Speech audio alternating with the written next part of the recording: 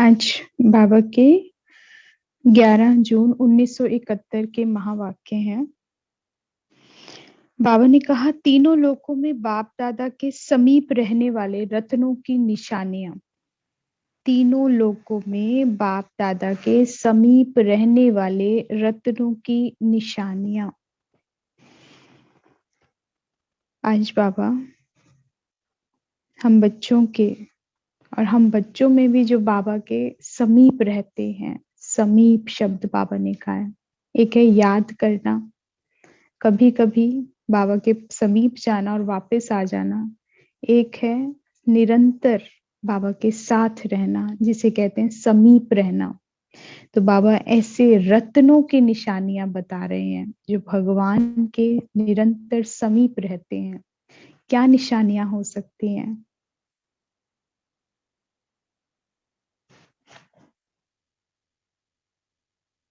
थोड़ा चिंतन करो।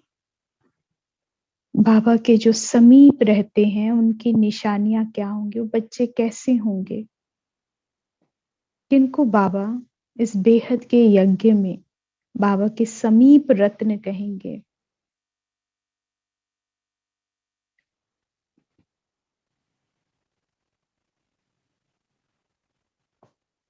उनकी पहचान क्या होगी? बाबा आज विशेष मुरली के माध्यम से हमें बता रहे हैं कि ऐसे बच्चे निरंतर सेवाधारी होंगे। कोई पर्टिकुलर स्थान के लिए नहीं कि हम सेंटर पर जाएं और सेवा हो। आज बाबा ने बहुत विशेष, जैसा बाबा के महावाक्य हैं उनसे लगता है कि कुमारियों से बातचीत की है। तो बाबा उन्हें विशेष बता रहा है कि बाबा के समीप रत्न कैसे बन सकते हो, जो हर समय तुमसे सेवा हो। हर स्थान जहां भी जाते हो, चाहे कर्म भूमि है, चाहे लौकिक घर है, चाहे कहीं भी जाते हो, निरंतर सेवाधारी रहे। निरंतर मन में यही संकल्प हो कि मैं बाबा का बच्चा हूँ, निरंतर सेवाधारी हूँ, हर क्षण मुझसे सेवा हो रही है। ऐसे अलौकिक भाव में जो निरंतर रहते हैं वो बाबा के समीप रत्न कहलाते हैं। फिर बाबा ने कहा कि जैसे एग्जाम्पल दिया कि लाइट हाउस होता है, दूर से ही रोशनी देता है। बाबा कहते हैं ऐसे बच्चे क्या हैं, जहां भी रहेंगे उनसे लाइट ही लाइट मिलती रहेगी। उनके लिए कोई स्थान नहीं है कि स्थान पर जाएंगे तब सेवा होगी। वो जहां रहेंगे, बाबा के सभी बच्चे मैं समझती हूँ जो एक्यूरेट ज्ञान और योग में चलते हैं, जो श्रीमत पर चल रहे हैं, तो ये उन्हीं के लिए बाबा कह रहे हैं कि उनसे हमेशा लाइट और माइट निकलती रहेगी। लाइट मतलब ही क्या है कि निरंतर जो ज्ञान युक्त बच्चे हैं, ज्ञान को बहते, ज्ञान उनसे बहता रहता है। जहां रहेंगे ज्ञान पूर्वक कर्म करेंगे, बोल बोलेंगे, चलन कैसी होगी ज्ञानी बच्चों की। और योगी साथ साथ होंगे, केवल ज्ञानी नहीं होंगे। कोरा ज्ञान नहीं होगा उनके अंदर, लेकिन प्रैक्टिकल परफॉर्म करने वाले होंगे। कुछ बच्चे कैसे होते हैं, केवल मुरली सुनते हैं। कुछ कैसे होते हैं जो सुनते भी हैं और सुनाते भी हैं। लेकिन एक होते हैं जो प्रैक्टिकल करके दिखाते हैं, जैसे ब्रह्मा बाबा का गायन है कि ब्रह्मा बाबा की चलन कैसी थी। हर कर्म को पहले करके दिखाते थे, खुद करते थे, फिर उनसे बच्चे सीखते थे। तो मतलब प्रैक्टिकल परफॉर्मेंस देना, ज्ञान आपके हर कर्म से पता चले, वाणी से पता चले, है ना, आपका चरित्र कैसा हो, पता चले कि ये ज्ञानी है, योगी है, श्रीमत पर चलने वाले हैं, अलौकिक ज्ञान इन्होंने धारण किया है। तो बाबा ऐसे बच्चों को बताते हैं कि उनकी निशानी होगी, ज्ञानी होंगे, योगी होंगे और अलंकारी होंगे। सबसे इंपॉर्टेंट है, क्योंकि भविष्य में उनका जो लक्ष्य है वो क्या है कि वो अलंकारी होंगे। देवात्माएं कैसी दिखाते हैं, अलंकारी हैं, अस्त्र शस्त्रधारी हैं। लेकिन अस्त्र शस्त्र हमारा क्या है, ज्ञान और योग, है ना, दैवी गुणों की धारणाएं हैं। तो बाबा कहते हैं कि युद्ध के मैदान में, यानी इस समय कलयुग है और माया का प्रकोप है, उसमें भी बच्चे कैसे होंगे, अस्त्र शस्त्रधारी होंगे, ज्ञान और योग को धारण करे होंगे, प्रैक्टिकल परफॉर्म करके दिखाएंगे। जैसे अंगद का भी गायन है ना कि कोई कितना भी हिलाने की कोशिश करेगा, कैसे भी हिलाने की कोशिश करेगा, लेकिन बाबा कहते हैं कि वो बच्चे हिल नहीं सकते। पूरी दुनिया एक तरफ और बाबा का बच्चा एक तरफ, पूरी दुनिया एक हो जाए, लेकिन डरना नहीं, घबराना नहीं, स्मृति स्वरूप रहना है कि मैं कौन और मेरे साथ कौन है ना? विश्व के साथ आपका बाबा कंपैरिजन कर रहे हैं, सब एक तरफ हो जाएं। लेकिन बच्चों, घबराना नहीं, हमेशा याद रखना तुम्हारा नाम ही क्या है, शिव शक्ति कहा गया है कि शिव तुम्हारा साथी है। तो शक्तियों के साथ कौन खड़ा है ये स्मृति रखना, और कैसा भी प्रैक्टिकल पेपर आए उसमें पास विद ऑनर होना है, हारना नहीं है। फिर बाबा ने कहा वो बच्चे कभी संग दोष में नहीं आएंगे, क्योंकि उनके ऊपर संग का रंग चढ़ा होगा। और किसका रंग चढ़ा होगा? स्वयं भगवान का रंग चढ़ा होगा।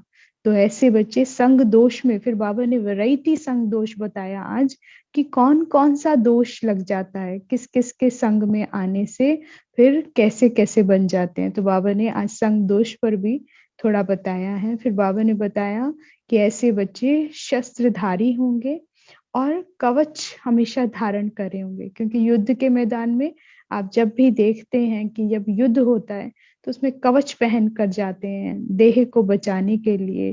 तो ऐसे ही हम बच्चों के लिए वो कवच कौन सा है? तो बाबा ने कहा कि शक्ति स्वरूप का कवच धारण करे होंगे, है ना? तो जाकि कैसी भी परीक्षाएं, कैसी भी परिस्थिति हो, वो कवच ज्ञान और योग का हमारी सदैव रक्षा करता रहे। बाबा ने कहा कि दूसरों को देख के हर्षित नहीं होना, औरों की सेवा देखकर, हमेशा खुद भी ये ध्यान रखना है कि मुझे भी सेवा करनी है, निरंतर सेवा हो रही है। और बाबा कहते हैं जो दूसरों को देख के हर्षित होते हैं तो वो भक्त बनते हैं। तो बाबा ने कहा भक्त नहीं बनना है, अपने आप को सेवाओं में ऑफर करना है। ऑफर करते हैं जो बच्चे, उनको आफरीन मिलती है।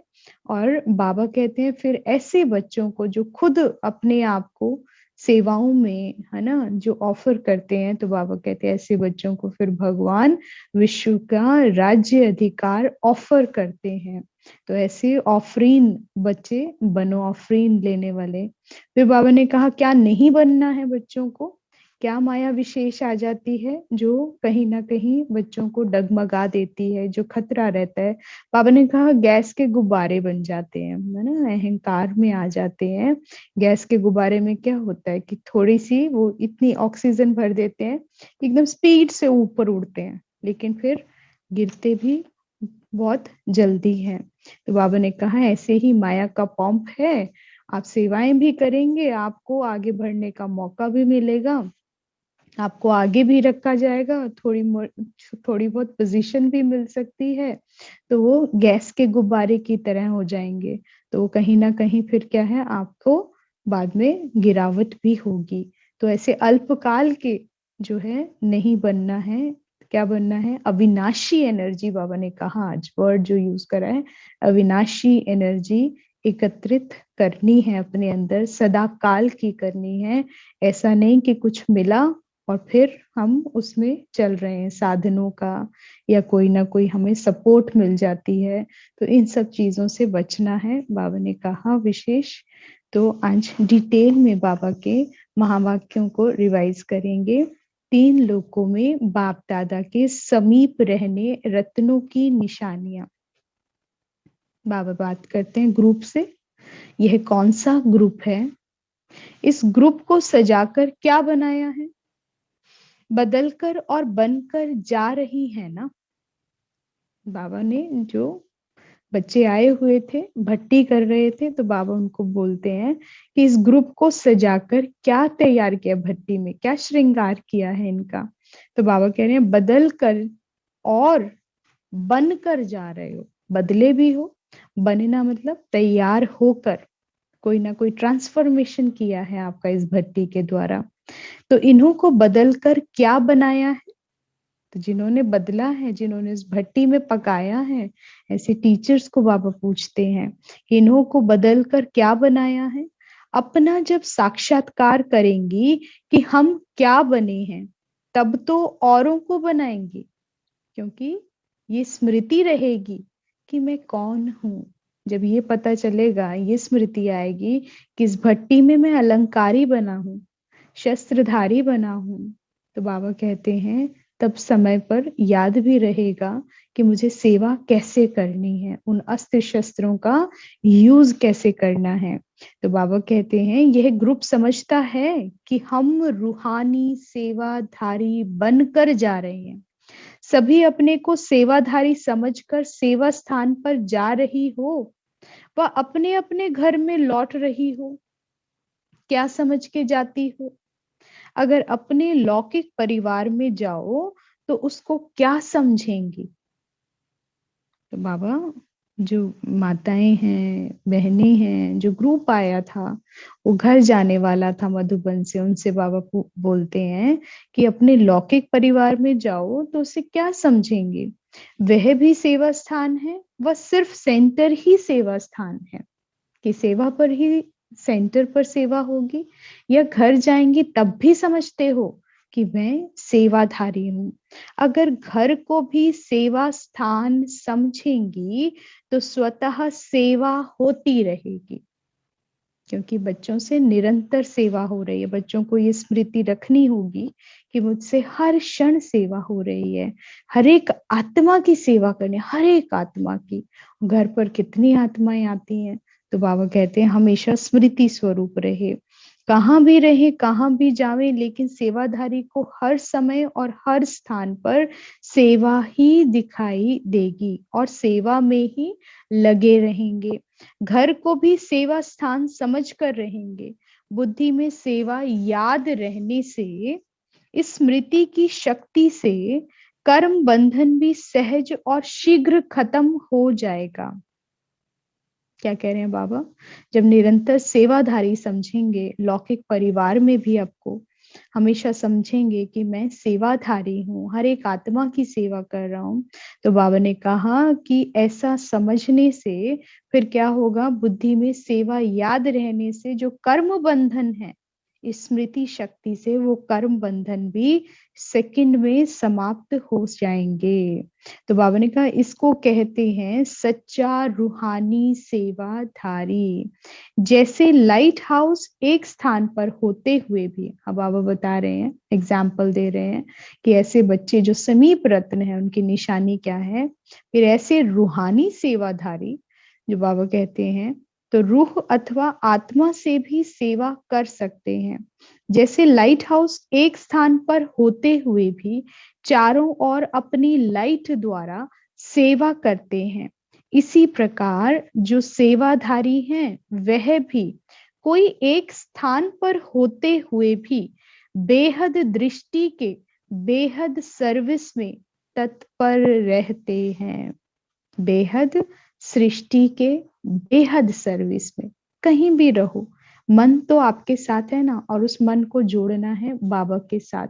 और फिर देखो मनसा सेवा क्या रंग लाती है। तो बाबा कह रहे हैं बेहद की सृष्टि है, और बेहद की सृष्टि में बेहद सर्विस क्या है? मनसा सेवा बाबा ने बताई हुई है। जहां रहो, जिस क्षण भी रहो, आना जाना, कहीं निरंतर सेवाधारी समझेंगे तो आपसे स्थूल भी हो रही है, तन से भी हो रही है, और मन से तो बेहद की होती ही है। तो बाबा कहते हैं तो लाइट हाउस और माइट हाउस बनी हो क्या? ऐसी लाइट हाउस और माइट हाउस बने हो, दोनों ही बनी हो, या लाइट हाउस बनी हो और माइट हाउस, माइट मतलब शक्ति। तो बाबा कह रहे हैं माइट हाउस अभी बनना है। तो बाबा कहते हैं ज्ञान स्वरूप है लाइट हाउस। ज्ञान का जो स्वरूप बन गए हैं बच्चे, ऐसी आत्माओं को बाबा क्या टाइटल दे रहे हैं? Light house. और योग युक्त अवस्था में जो स्थित रहते हैं, जो ज्ञान का अध्ययन करते हैं, ज्ञान को सुनाते हैं, पढ़ते हैं, निरंतर चिंतन करते हैं, मनन करते हैं, वो कौन हो गए? Light house. और जो साथ साथ योग युक्त हैं, उसी ज्ञान का जो प्रयोग करते हैं, योग युक्त अवस्था में रहते हैं, तो शक्तिशाली आत्माएं, तो बाबा उनको कहते हैं माइट हाउस। तो बाबा कहते हैं दोनों बने हो या एक बने हो, तो सभी ज्ञानी तू आत्मा, योगी तू आत्मा बनकर जा रही हो ना, कि अभी कुछ रह गया है? बाबा कह रहे हैं चेकिंग करो, इसमें से कुछ रह तो नहीं गया। पूरा श्रृंगार किया है, ज्ञान का श्रृंगार और योग से श्रृंगार, दोनों का श्रृंगार। तो बाबा कहते दोनों श्रृंगार किया है। वैसे भी कुमारी अवस्था में स्वच्छता और अपने को ठीक रीति सजाने का रहता ही है। यहाँ से लगता है कि बाबा के सम्मुख कुमारियां बैठी हुई हैं। तो बाबा कहते हैं कुमारियों को स्वच्छता का बड़ा शौक होता है और दूसरा श्रृंगार का बड़ा शौक होता है, सजने संवरने का। तो बाबा कहते हैं तो यहाँ भट्टी में भी पूरी तरह ज्ञान गुणों के श्रृंगार से सजाया है, सजकर जा रही हैं वहां, वहां जाकर अभी और कुछ करना है। सजकर जा रही हो भट्टी में, इन 3-5 दिन की जो भी भट्टी रही, बाबा बोल रहे हैं कि इसमें अपना संपूर्ण श्रृंगार कर लिया है, श्रृंगारी हुई मूर्त जा रही हो, या अभी और कुछ करना बाकी है। पूरे अस्त्र शस्त्र से तैयार होकर युद्ध के मैदान में जा रही हैं। बाबा को पता है कि अब जाएंगी तो समान के सामने क्या आएगा, परीक्षाएं आएंगी, परिस्थितियां आएंगी। तो बाबा पहले ही उनको बता रहे हैं, अवेयर कर रहे हैं कि पूरे अस्त्र शस्त्र से तैयार होकर युद्ध के मैदान में जा रही हैं। जो अस्त्र शस्त्रधारी होंगे वह सदैव विजयी होंगे, अस्त्र भी और शस्त्र भी। तो अस्त्र शस्त्र किसे कहते हैं, दोनों में क्या अंतर है? अस्त्र होता है जो दूर से फेंक कर वार किया जाए, शस्त्र जो होता है नजदीक के, अपने समीप रखने के जो औजार होते हैं। और जैसे तलवार हो गया है ना, गदा हो गया, कुल्हाड़ी हो गई, ये सारे क्या हैं, ये शस्त्र हो गए। और अस्त्र क्या होते हैं, जो दूर से फेंक कर मार देते हैं, वार किया जाता है, जैसे भाला हो गया, तीर हो गया। तो बाबा कहते हैं तो अस्त्र शस्त्रधारी दोनों हैं। और हमारे पास अस्त्र शस्त्र क्या है, बाबा कहते हैं ज्ञान है, जो ज्ञान में दैवी गुणों की धारणाएं हैं। तो बाबा कहते हैं दूर से माया आएगी तब कौन से अस्त्रों का इस्तेमाल करोगे, कौन सी ज्ञान की युक्तियां हैं, कौन सी योग की युक्तियां हैं जो अप्लाई करोगे। और जब समीप का शत्रु होगा, समीप का शत्रु कौन सा होता है, दोनों चीजों की चेकिंग करो। एक है माया खुद में आना, आपके सम्मुख आएगी, आपकी कमी कमजोरियां समीप है, आपके आसपास है, नजदीक के संबंधी भी हो सकते हैं, स्थान भी हो सकता है। लेकिन जो दूर से आएगा, दूर से भी तो वार हो सकते हैं। बाबा कई मुरलियों में क्या कहते हैं कि कई बार इविल सोल का अटैक हो सकता है, बाहरी भी हो सकता है, वायुमंडल का भी हो सकता है, क्लाइमेट का भी हो सकता है ना। तो ये चेकिंग करनी है कि कहाँ से माया आ सकती है। तो बाबा दोनों चीजों को बता रहे हैं कि अस्त्र भी हो और शस्त्रधारी, क्या दोनों बनी, दोनों चीजें रखे हैं अपने पास, ऐसे में विजयी हैं। क्योंकि जिसके पास अस्त्र भी है, शस्त्र भी है, वो कभी भयभीत नहीं हो सकता, वो हमेशा निडर रहेगा, सामना करने के लिए तत्पर रहेगा। और दूसरा, जो उन अस्त्र शस्त्रों को चलाना जानता है, उसकी युक्तियां जानता है, वो कभी हार नहीं सकता, उसकी विजय निश्चित है। तो बाबा पूछते हैं अस्त्र शस्त्रधारी हैं, वह सदैव विजयी होंगे, शस्त्र शत्रु को सामने आने नहीं देगा। और शत्रु माया जब दूर से देख लेगी कि ये अस्त्रधारी शस्त्रधारी हैं, तो फिर क्या है, वो दूर से ही शत्रु भाग जाता है। डंडा देखो, कुत्ते को अगर डंडा मारते हैं, अगर डंडा लेके खड़े होंगे तो कुत्ता आपके नजदीक आएगा, नहीं आएगा, दूर से क्या चला जाएगा। तो बाबा कहते हैं ऐसे ही शस्त्र शत्रु को सामने आने नहीं देंगे। तो शस्त्रधारी बनी हो जो शत्रु दूर से ही देखकर भाग जाए।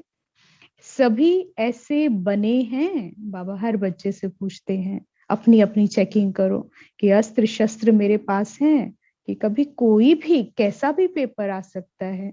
चारों दिशाओं में सोच कर देखो कि परीक्षाएं क्या होती हैं, सारा दिन में आते हैं, कोई ना कोई संबंधी आ जाए, या कोई मेहमान आ जाए, या कभी आपको बहुत विशाल सेवा करनी, तन से सेवा करनी पड़ जाए, है ना। तो बाबा बोलते हैं कि चेकिंग करो कि कहीं से भी माया यानी शत्रु आ जाए तो क्या सामना कर सकती हो, डरोगे तो नहीं।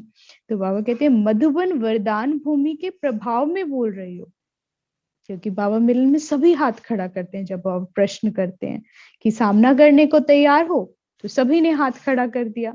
तो बाबा कहते हैं मधुबन की जो वरदान भूमि है, जो यहाँ पर शक्ति संपन्न अनुभव आत्माएं करती हैं, जो योग युक्त अवस्था, ज्ञान युक्त अवस्था उस समय अनुभव करती हैं, तो बाबा कहते क्या उसके प्रभाव में, उस वायुमंडल के प्रभाव में यस कर रहे हो?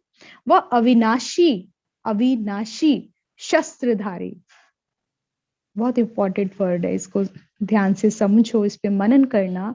क्या मैं अविनाशी शस्त्रधारी व श्रृंगारी अपने को बनाया है? अब श्रृंगार क्या है, ये हर बच्चे के लिए अपना होमवर्क है कि अविनाशी शस्त्र कौन से हैं।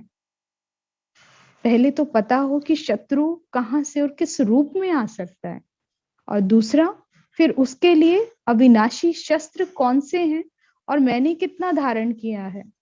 क्या मैं पास हो जाऊंगा, पास विद ऑनर होऊंगा, या फेल हो सकता हूँ?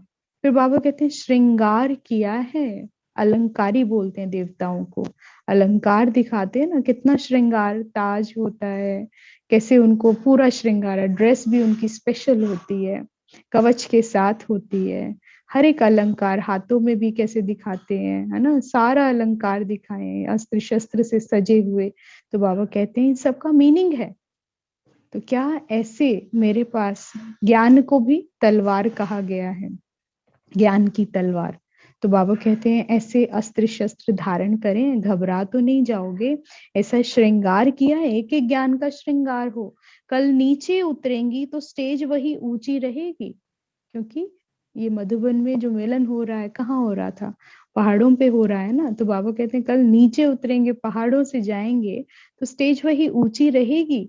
यह भी पक्का कर दो कि कहाँ भी जाएंगे, लेकिन जो अपने आप से अथवा मधुबन के संगठन बीच, ईश्वरीय दरबार के बीच जो प्रतिज्ञा की है वह सदा कायम रहेगी। ऐसी अविनाशी छाप हर एक ने अपने आप को लगाई है। निश्चय की विजय अवश्य है, और हिम्मत रखने वालों की बाप दादा और सर्व ईश्वरीय परिवार की आत्माएं मददगार रहती हैं। बाबा कह रहे हैं जो हिम्मत रखते हैं, बाबा उनके लिए बैठे हैं, और बाबा के साथ साथ बाबा का परिवार, ब्राह्मण परिवार बैठा है कि जहां कहीं कमी होगी और बच्चे एक हिम्मत का कदम भी रखेंगे तो पूरे परिवार का सहयोग मिलेगा आगे बढ़ाने के लिए। तो बाबा कहते हैं कितना भी कोई आपकी हिम्मत को हिलाने की कोशिश करे, कितना भी कोई आपकी हिम्मत को हिलाने की कोशिश करे, लेकिन प्रतिज्ञा जो की है उस प्रतिज्ञा की शक्ति से जरा भी पांव हिलाना नहीं। पांव कौन से जो हिलाना नहीं है? बाबा पूछते हैं बच्चों को, जिस द्वारा याद की यात्रा करते हो, आपका संकल्प है ना, आपका स्वमान है जो आपकी याद की यात्रा को संपूर्ण करता है।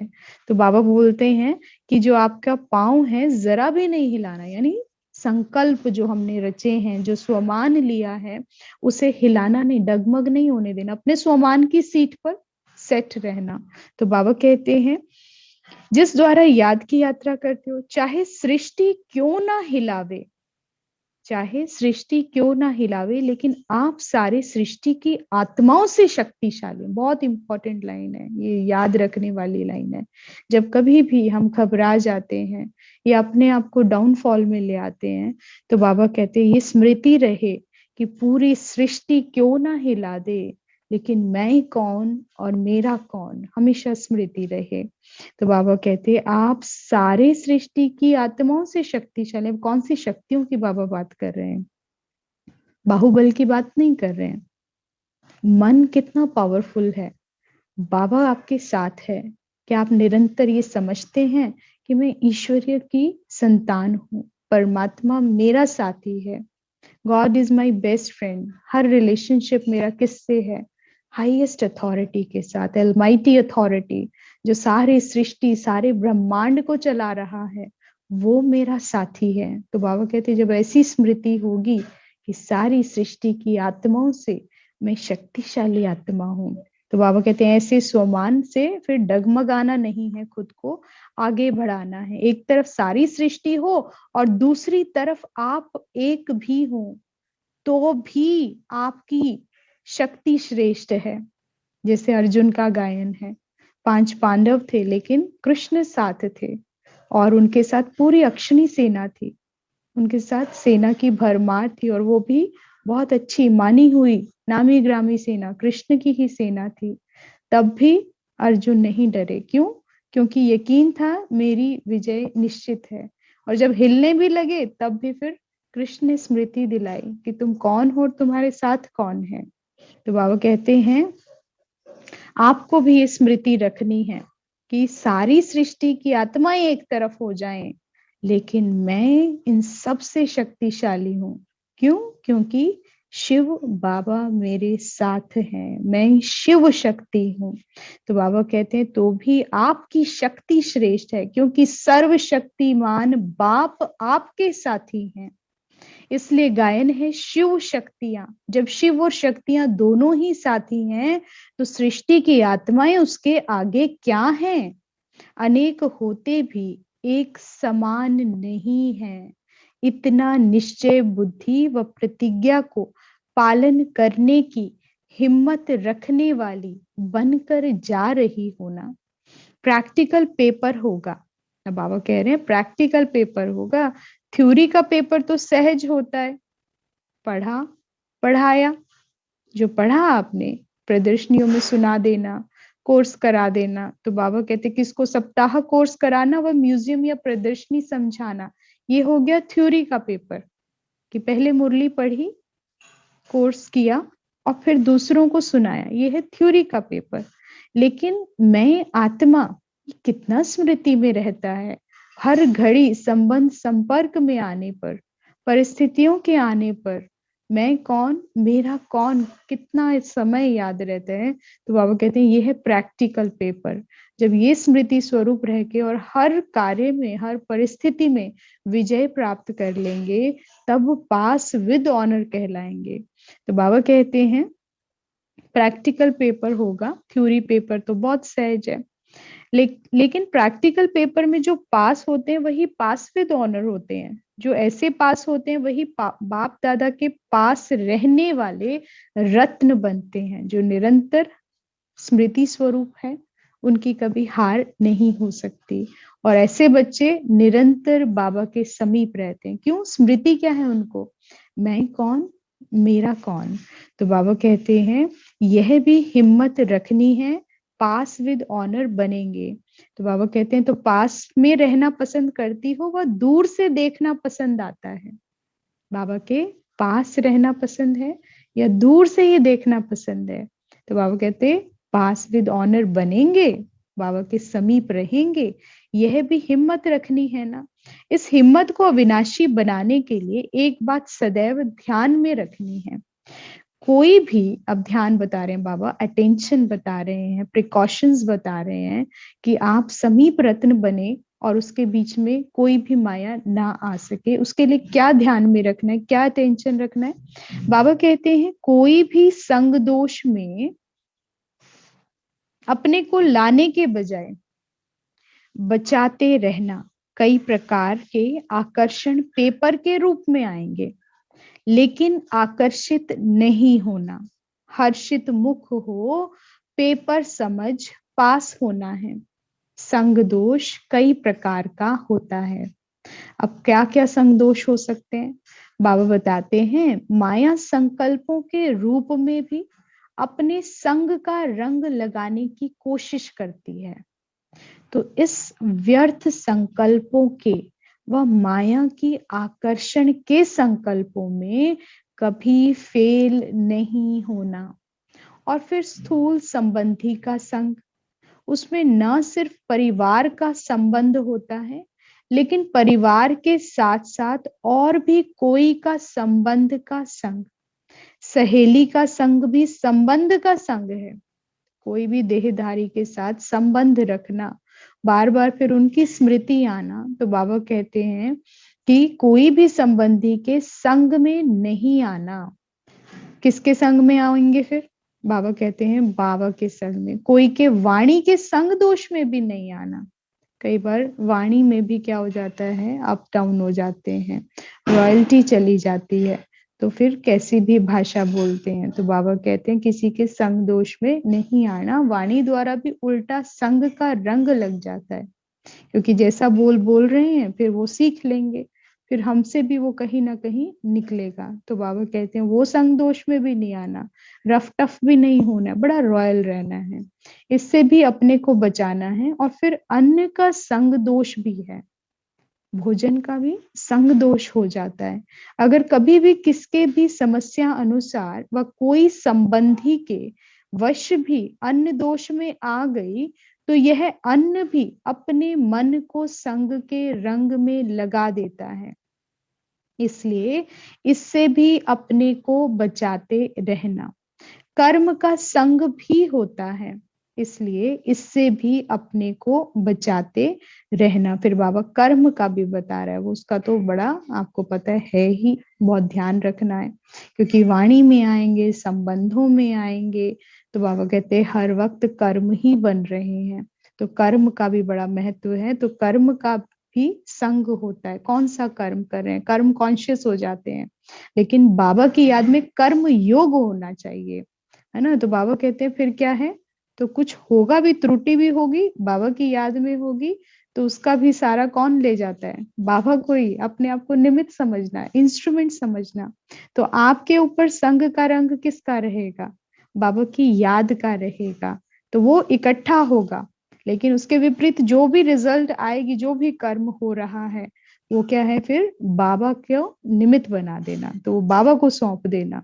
तो फिर वो जो रॉन्ग भी होता है, बाबा उसको भी राइट कर देते हैं, उसमें भी फिर सुरक्षा हो जाती है। इसलिए बाबा कहते हैं कर्म के संग, कर्म का भी संग है।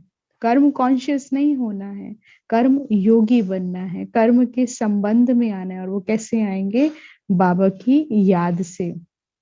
बाबा कहते हैं इसलिए इससे भी अपने को बचाते रहना। कर्म का संग भी होता है, इसलिए इससे भी बचते रहना, तब पास विद ऑनर बनेंगे। आज बाबा ने कौन कौन से संग दोष बता दिए।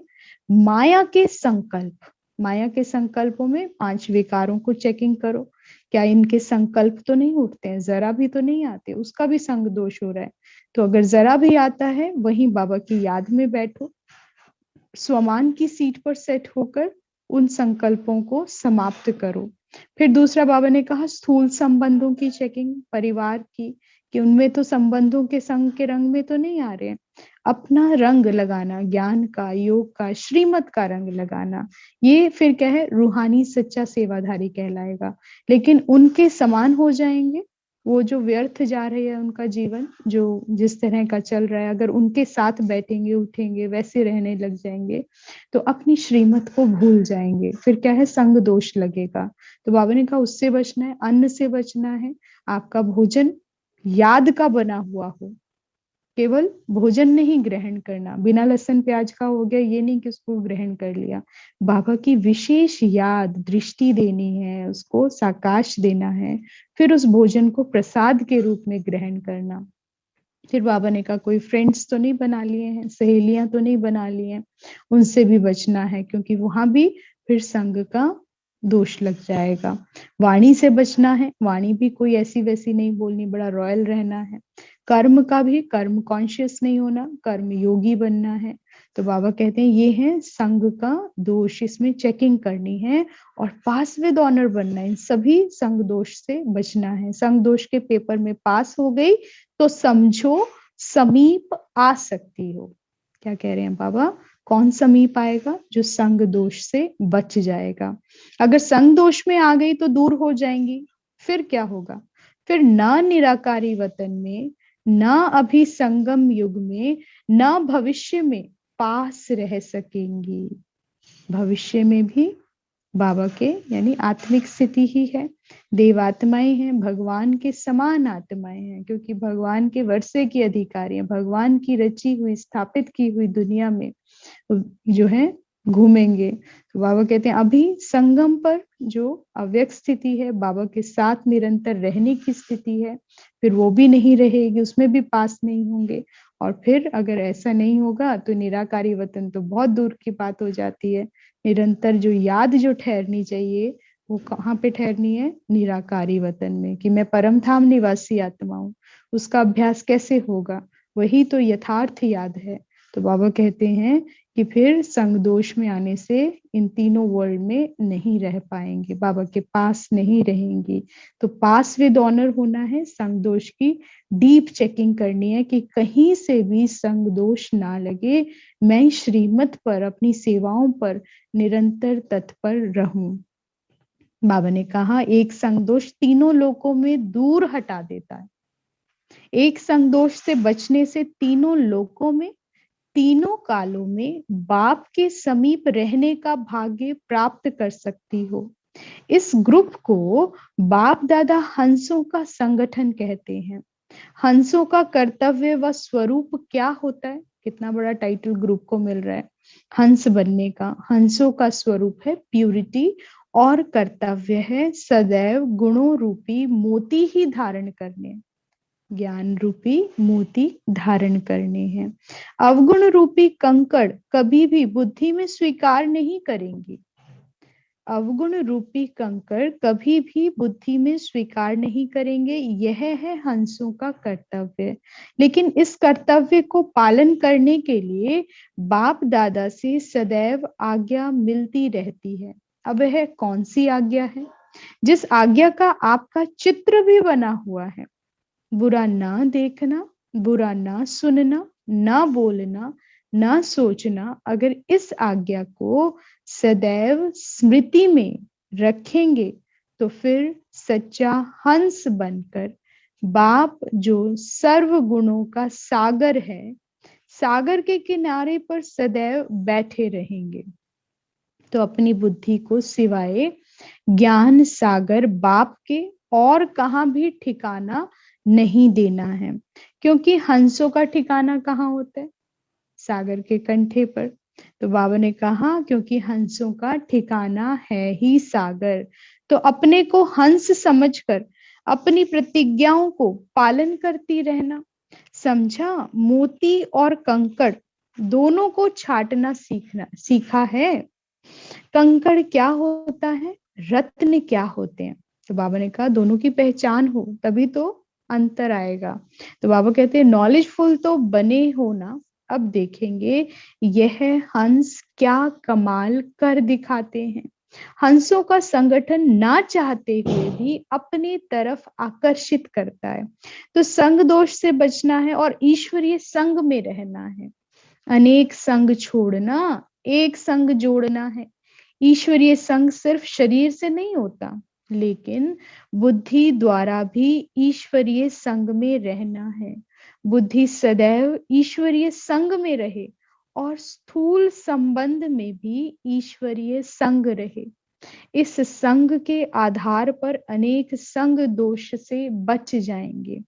सिर्फ ट्रांसफर करना है, कोमलता को कमाल में परिवर्तन करना है।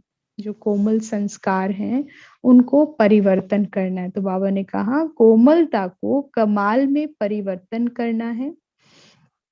कोमलता दिखाना नहीं, सिर्फ संस्कारों को परिवर्तन करने में कोमल बनना है। कर्म में कोमल नहीं बनना, इसमें तो शक्ति रूप बनना है। अगर शक्ति स्वरूप का कवच सदैव धारण नहीं करेंगी तो कोमल को तीर बहुत जल्दी लग जाएगा। तीर भी कोमल स्थान पर ही लगाते हैं। इसलिए अगर शक्ति स्वरूप का कवच धारण करेंगी तो शक्ति रूप बन जाएंगी, फिर माया का कोई तीर लग नहीं सकेगा। कर्म में कोमल नहीं बनना, सिर्फ मोल्ड होने के लिए रियल गोल्ड बनना है। सिर्फ मोल्ड होने के लिए रियल गोल्ड यानी सच्चा सोना बनना है। चेहरे से, नयन चयन से कोमलता नहीं लाना। यह सभी बातें स्मृति में रख पास विद ऑनर बनना है।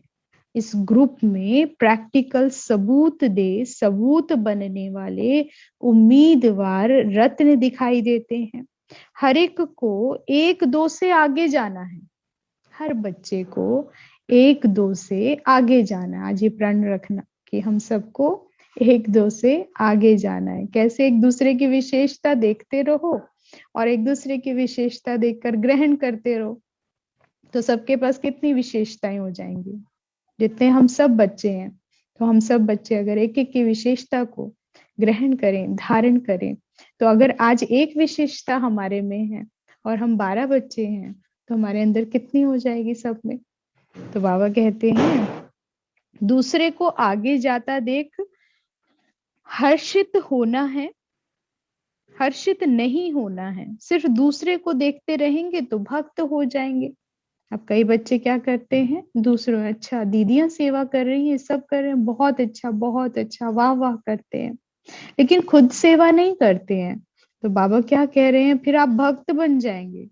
जिससे सुन रहे हैं और आप सेवा नहीं करेंगे, आगे नहीं सुनाएंगे ज्ञान को, प्रदर्शनी नहीं करेंगे, कोर्स नहीं कराएंगे, जो संबंध संपर्क में आ रहे हैं उसको बाबा का परिचय नहीं देंगे, केवल सेंटर पर जाएंगे, हाँ जी कर आएंगे, वाह वाह करके आएंगे, तो बाबा कह रहे हैं तो भक्त हो जाएंगे।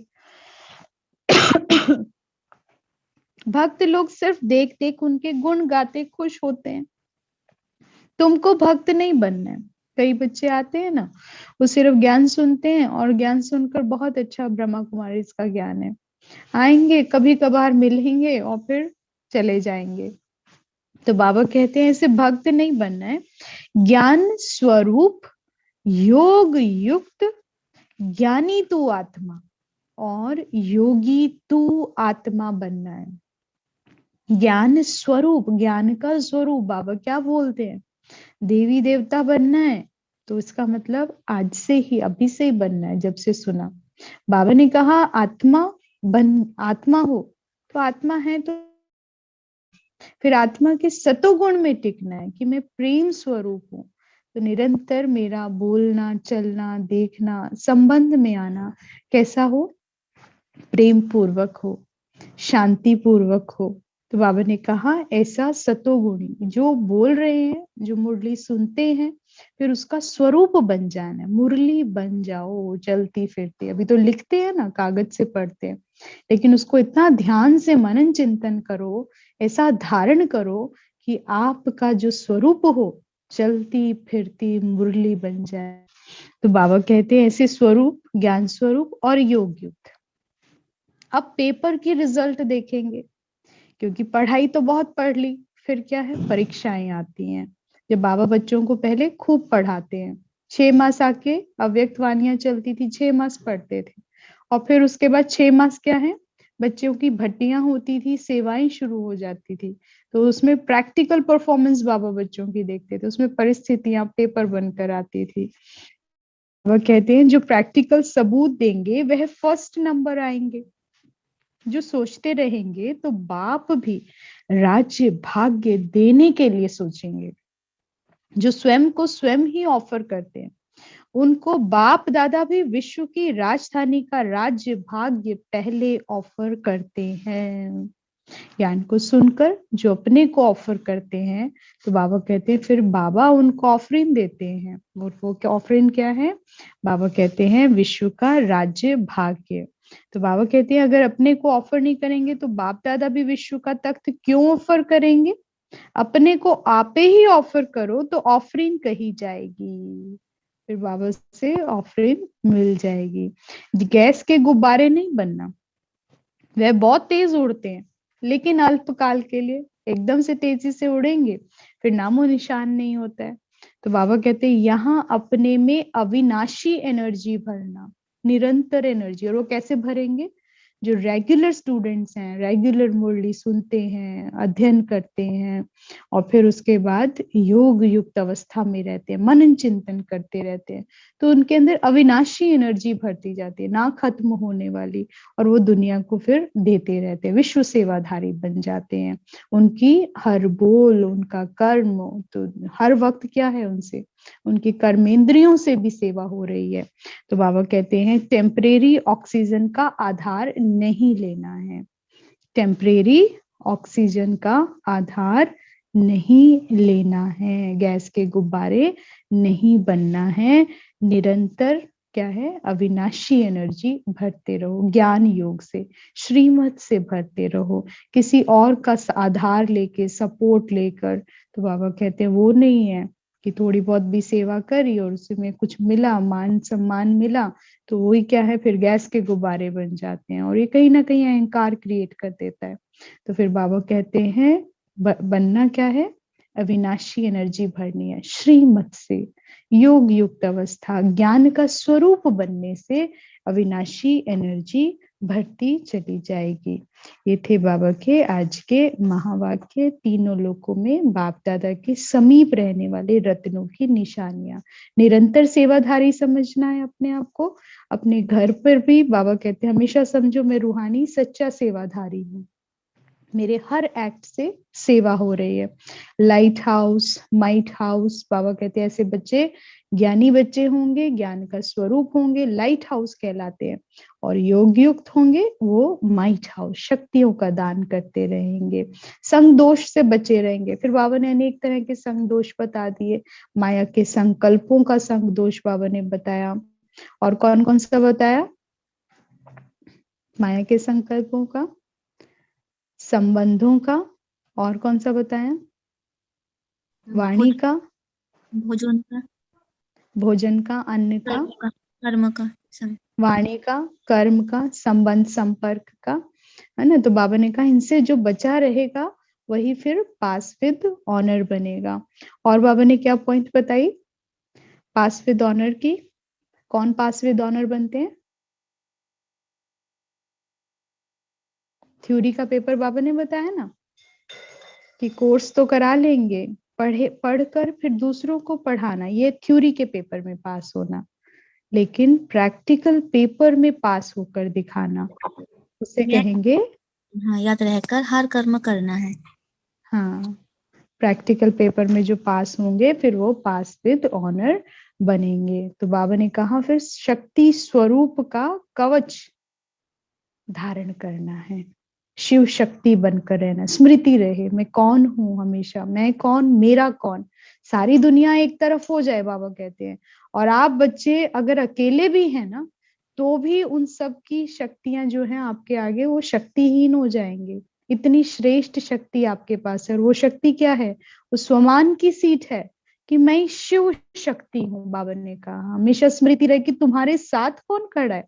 सारा विश्व एक तरफ हो जाए लेकिन आप बाबा के समीप रहो तो विजय किसकी होगी? पास विद ऑनर कौन होगा? बाबा कहते हैं आपकी शक्ति का कोई सामना नहीं कर सकता। इसलिए किसी भी परिस्थिति में कितना विद्वान आ जाए, कोई भी आ जाए, अहंकारी ते अहंकारी आ जाए, क्रोधी ते क्रोधी आ जाए, और बाबा कहते चाहे बाहुबली भी आ जाए, लेकिन आपके साथ कौन खड़ा है? भगवान खड़ा है। इसलिए डरना नहीं। विजय किसकी होगी? आपकी ही निश्चित है। लेकिन स्वमान की सीट पर सेट रहना, निश्चय बुद्धि रहना है। फिर बाबा ने कहा गैस के गुब्बारे नहीं बनना है, अविनाशी एनर्जी इकट्ठी करनी है। तो ये किससे होगा? ज्ञान युक्त और योग युक्त बच्चों के साथ। अविनाशी एनर्जी जितना जास्ती लाइट माइट हाउस बनकर रहेंगे, ज्ञान का अध्ययन करेंगे, स्वरूप बनेंगे, मनन करेंगे, मंथन करेंगे और मग्न अवस्था को प्राप्त होंगे योग युक्त से। तो बाबा कहते हैं उनकी कभी हार नहीं हो सकती और वही सच्चे रूहानी सेवाधारी कहलाएंगे और बाबा के समीप रत्न बनेंगे, निरंतर समीप। निराकारी वतन में भी बाबा कहते समीप, साथ है, पास है।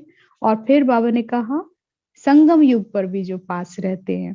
फिर तीसरा वो भविष्य में भी पास रहेंगे। तो सारा खेल किसका है कि जो अभी लाइफ मिली है, श्रीमत से मिली है, संगम युग चल रहा है, हम ब्राह्मण आत्माएं हैं, बाबा के बच्चे हैं, तो निरंतर जो बाबा कह रहे हैं वो बनना है और वैसे ही सेवाएं करनी है। अभी अपना जीवन, अपना मन संपूर्ण, कई बार क्या है हम सरेंडर नहीं हो सकते, मेजॉरिटी सरेंडर नहीं है, लेकिन वो बाबा कहते हैं लौकिक में भी रहकर कितनी सेवा कर सकते हो आप, लेकिन मन से तो समर्पित हो ना भगवान को। तो जो मन से भगवान के समीप रहता है यानी परम धाम निवासी होकर रहता है, निराकारी वतन में समीप रहता है बाबा, घंटों घंटों आप कहाँ रहो? परम धाम में रहो। ऊपर से अवतरित होकर फिर नीचे आकर सेवा करनी है। हमेशा रहना कहाँ है? अब स्थूल शरीर नीचे चलेगा लेकिन मन बुद्धि से कहाँ रहोगे? जहां से हम आए थे, अपने घर में ही रहना है, वहां से आकर फिर कर्म करना है इस धरती पर। तो बाबा कहते हैं फिर ऐसी आत्माएं जिनका अभ्यास सारा टाइम परम धाम निवासी का होगा, फिर वही आत्माएं भविष्य में समीप रहेंगी, पास रहेंगी और हर परिस्थिति, हर पेपर में पास विद ऑनर बनेंगी। ये थे आज के बाबा के महावाक्य।